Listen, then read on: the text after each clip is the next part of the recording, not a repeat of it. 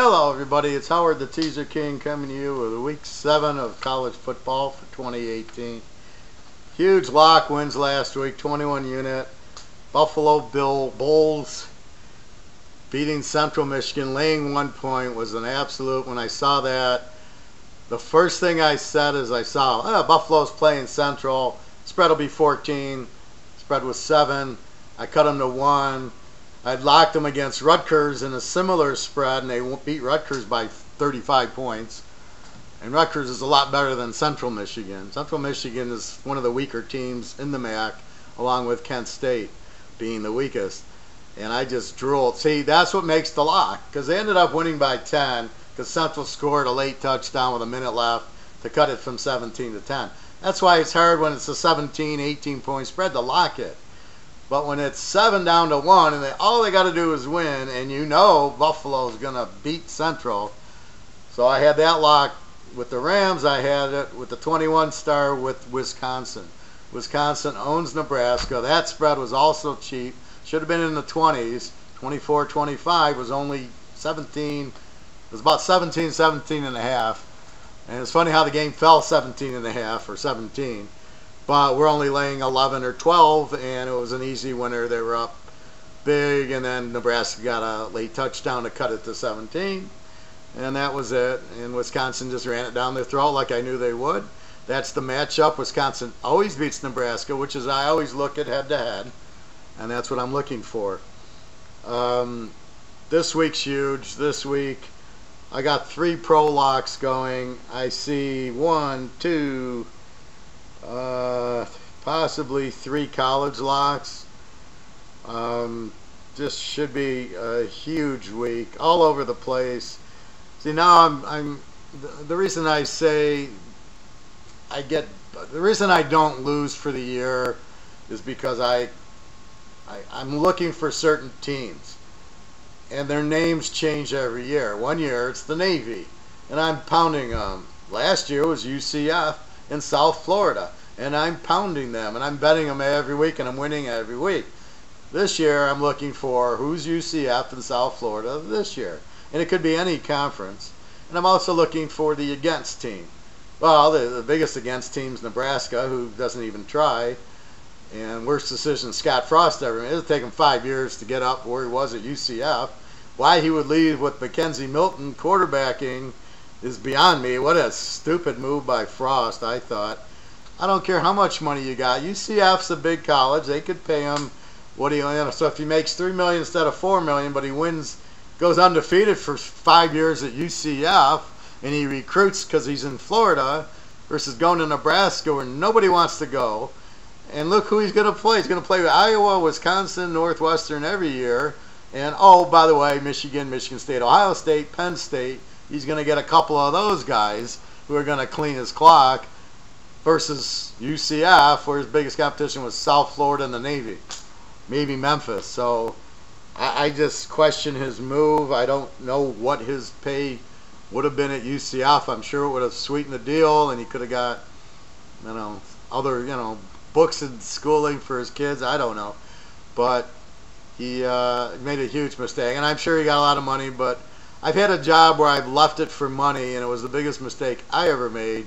Because when you have a good situation and the job's, you got a good boss, the job's not too difficult, it's challenging but easy, and you can make an extra 5 or 10 grand, but you don't know what the job is, and it's going to be a lot of stress and a lot of pressure. The stress and the pressure isn't worth the comfort of, it's an easy job, I go in, I know what I'm doing, there's no stress, I got a good boss, but I make X instead of Y. So when you start getting motivated by money, but it adds stress and pressure, it's not worth it. That isn't worth the extra money. What are you going to do with the money when you're dead because you're so stressed out because you can't win and enjoy your job? Enough of that. So that's why now I know the key, okay, who's my UCF? I found him. Who's my South Florida? I found him. Who's my bitches? Nebraska. I thought San Jose State was my bitch, but they seem to be playing better. Hawaii, I found. That guy's a great quarterback, McDonald. Got like 25 touchdowns and 2 interceptions. Then you got some teams that are injured, like Vegas lost their quarterback. There were explosive over team, but now they lost their quarterback. Nevada lost their quarterback, maybe. That killed them. You got Fresno State coming up. You got other teams that Michigan State doesn't look that good. Ohio State looks even better. Boise's confusing me, losing to San Diego State and Oak State, teams that they were much better than. San Diego State, the reason I locked that game, Boise, the quarterback was out and the running back was out. It's like, you got, in Boise, you know, you don't understand. Just play solid and get your points when you can and don't turn the ball over like they did. It always amazes me. The quarterback and the running back are out and you can't stop them with your defense. That's just terrible coaching. So anyway, I gave you Ohio State last week. It's just they just keep covering.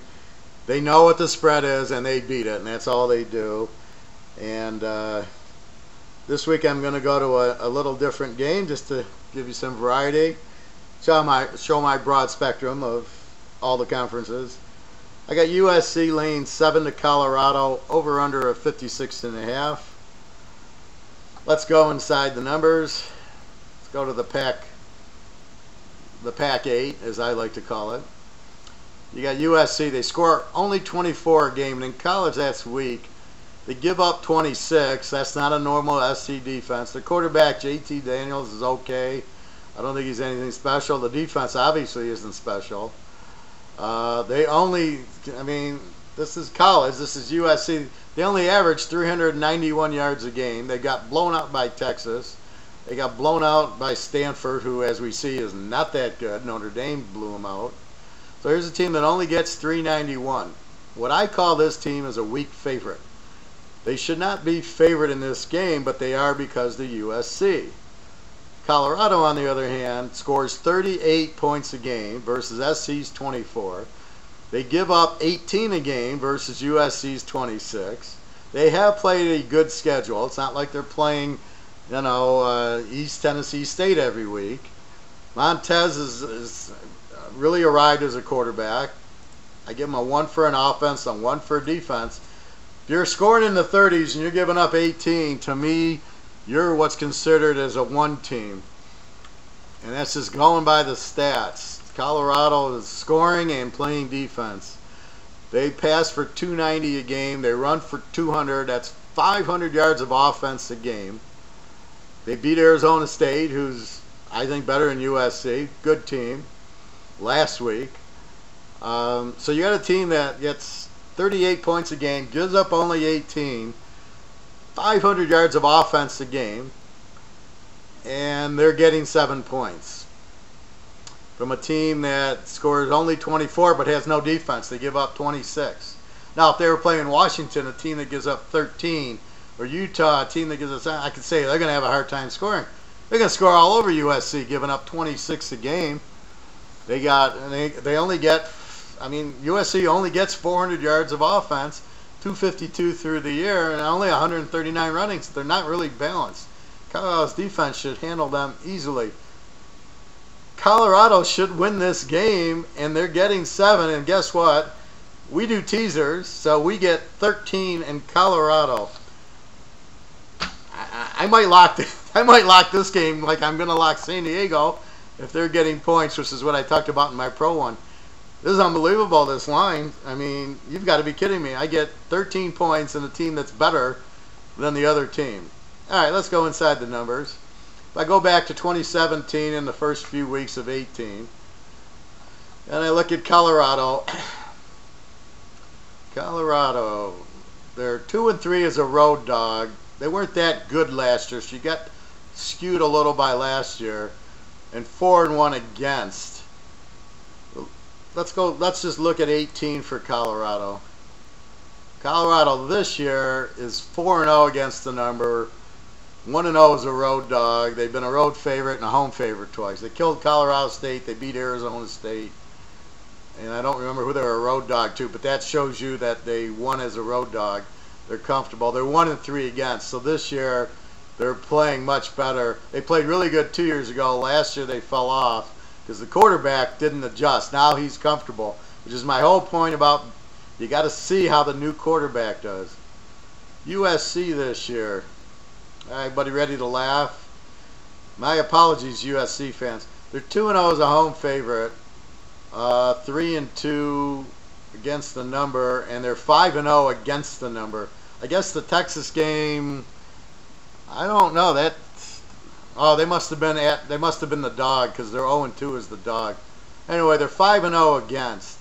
But now let's get to the real good number. I gave you Colorado's 17 and 18 number. Now here's the reason of the bet. USC, big school, right? Good football. 5-4 is a home favorite. 9-10 overall. They're 47% in a teaser. So you've got the line. You adjusted 6, and they're 9-10. Let's look at them against. What do you think it is? As a home favorite, they're 7-2 against. 16-3, 84% bet against overall. They're as bad as Nebraska. There's Nebraska. Nebraska's 15-2 against. And here you have USC 16-3 against. 84% if you bet against USC. That's 17 and 18. You want to see 16 and 17. USC 11-4 is a home favorite. 20-12, 63% in a teaser. Here's the line. Let's subtract 6. You're 20-12. They're a terrible dog. They're 2-6. They're 23-9 against. They're 7-1 against as a road dog, and they're 10-5 as a home favorite. They're not as bad as I thought they were going to 16, but 17 and 18. They're 16-3 against. So you have a team. So Colorado's not bad. Let's look at Colorado in 16 because they were real good back then. They're 20-8. They're 10-1 as a home favorite. They're 6-4 as a road dog. 7-3 as against. So they can handle being a road dog. It's not going to kill them. I remember I locked them a couple years ago. They were getting points against Stanford, and they won the game like 9-5 or something. And I had Colorado getting points. That's when they won the Pac-12 South or whatever, and or maybe it was the North. No, I think they're in the South, and I had them there. So stats-wise. And there's where I'm trying to blend them both. So I'm trying to add to my repertoire of trend analysis and picking. I've always had the roles, like good road dog, good home dog. However, USC's terrible against the number. But now I'm adding in these stats. And the thing with college is, depending on who they play, if they play a bunch of nobodies, the 37 and 18 doesn't make any sense. If they play good teams, the 37 and 18 makes a lot of sense. So that's what I'm talking about. And USC, yep, they played Texas and they played Stanford. They gave up 26. It's not your normal USC, but Colorado is just as good as both of those teams. Let's quickly go to the quarterback. Pac-10, Colorado, Steven Montez. 5 games. Passes for 284 a game. 11 touchdowns, 2 picks. Been sacked 10 times. The worst is 18 Connor Blunt at Oregon State in the conference. So he got sacked 10 times, but he's 11 touchdowns and only 2 interceptions. But he doesn't turn the ball over, and he produces points. I hate these quarterbacks that are like 3-3. They don't get you scores, and they give you the ball. Here is 11-2. He scores points for you. Let's look at USC, JT Daniels. 250 yards a game, which I talked about. Here you go, 4 touchdowns, 3 interceptions. So not only doesn't he produce points, he's turning the ball over. And that's really my whole point here. You've got a weak favorite. What I call a weak favorite is a team with a weak offense, like USC. They don't really, in college, you should be, if you're a really good team, you're scoring in the 30s. And a really strong defense, you're keeping them under 20. For example, teams like that, I mean, you got, let's go down. Ohio State, 49-20. Wisconsin, 33-16. Penn State, 50-21. Michigan, 38-15. All in one freaking conference. Clemson, 42-14. Miami, 41-18. And my UCF, 48-17. And you wonder why I'm betting them right and left. That's really what you're looking for. Is you find, now I'm finding those teams. And because I do all the statistics, I easily put it in you know, it just sticks out, right? I color it. So if you're scoring more than 30, it comes up green, and if you're giving up less than like 21, it comes up red. When I just look for a green-red team. On the other hand, if you're not scoring, it's yellow, and if you give up a lot of points, it's yellow. So when I see the yellow, the double yellows, i.e. North Carolina, that's who I'm betting against, because they can't score and they can't stop somebody. And that's where when you see me laying 21, 24 points, I'm always betting against these teams that give up 40. And there you don't care about the schedule, because if they're giving up 40 points playing William and Mary and New Hampshire, and then a couple of regular league games, and they're giving up 40, you know, that's where they tell you they're really bad. The other way, you can score on the New Hampshires and inflate, you know, well, they're really not that good offensively. But defensively, you can't fake it. If they're giving up that many points playing New Hampshire and William and Mary and, you know, Boston College and Pitt and whatever, you know there's problems. So their defense sucks. Anyway, so that's what I'm looking for, and that's where I'm gently getting. So when you see me playing a 20-point dog, favorite, like last week I played Ohio State. I think they were laying 24. I was laying 18, 19. It was a little tense in the first half, but I knew Indiana's defense wasn't that strong. Ohio State's going to score 50, and they just kept scoring. They know what the point spread is, and that's why we won with Ohio State. You won with them. I gave them to you. So that's what I'm looking for with the stats, but I also want to see the trends.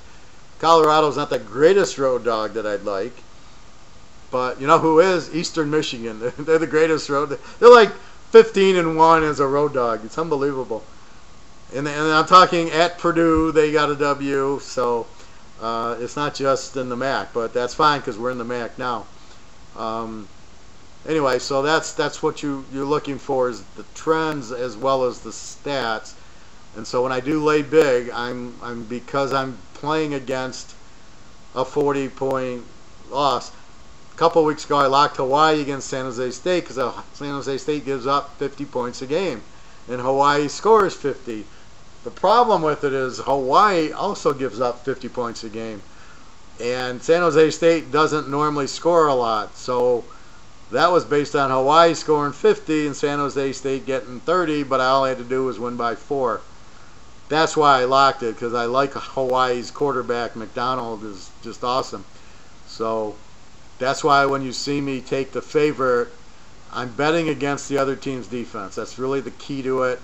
And I got all the stats showing how weak the defense is. So really that's the logic of Teaserking.